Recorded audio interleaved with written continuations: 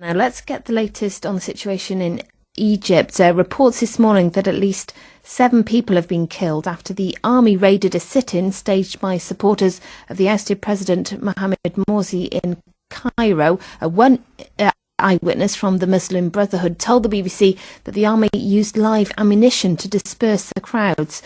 Well, Nabila Ramdani is a journalist and Middle East analyst. Good morning to you. Good morning. And more disturbing news this morning. It seems more violence in Cairo, at least.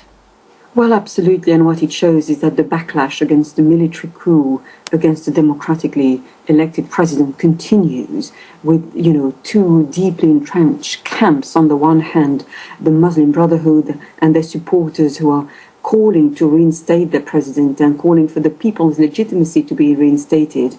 And on the other hand, the army, which has effectively taken over power, who is shooting at Muslim Brotherhood supporters. And what it shows is that the army is not only failing its number one duty, which is protecting all citizens, but it also undermines their PR stunt effectively to that they're a force for stability, as they are in fact fueling the chaos by perpetrating this level of violence. And this is, of course, will lead to more protest and more chaos and potentially more bloodshed as well. Yeah, you mentioned the divisions. I think that's something that reporters on the ground are trying to explain, really, the fact that in these cities there are huge sections, areas even, that support one side and then a neighbouring area supporting the other side. It is so entrenched.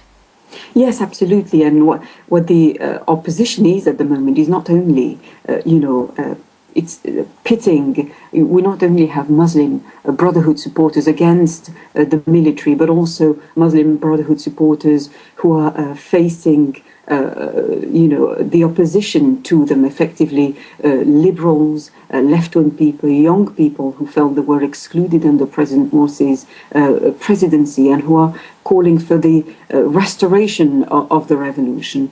But meanwhile, a ferocious crackdown is being perpetrated against Muslim Brotherhood supporters, and it's effectively for them like a return to the bad old days, where members of their organizations are not only being killed in protest, but the leadership in hundreds are being rounded up.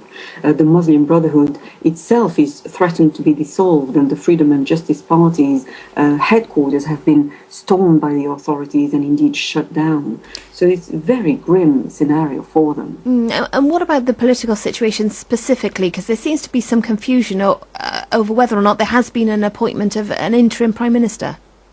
Well, absolutely. There was confusion about naming a Prime Minister.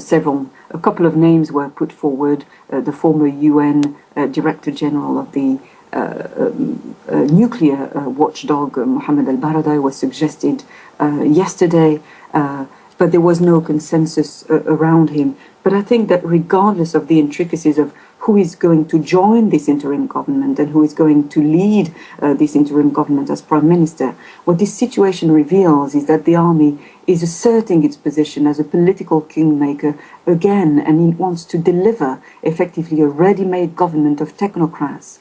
And in fact, they want to manufacture democracy. But I think, this kind of fudge is not going to work at this critical point in time when we're seeing extreme violence displayed on the streets of Egypt.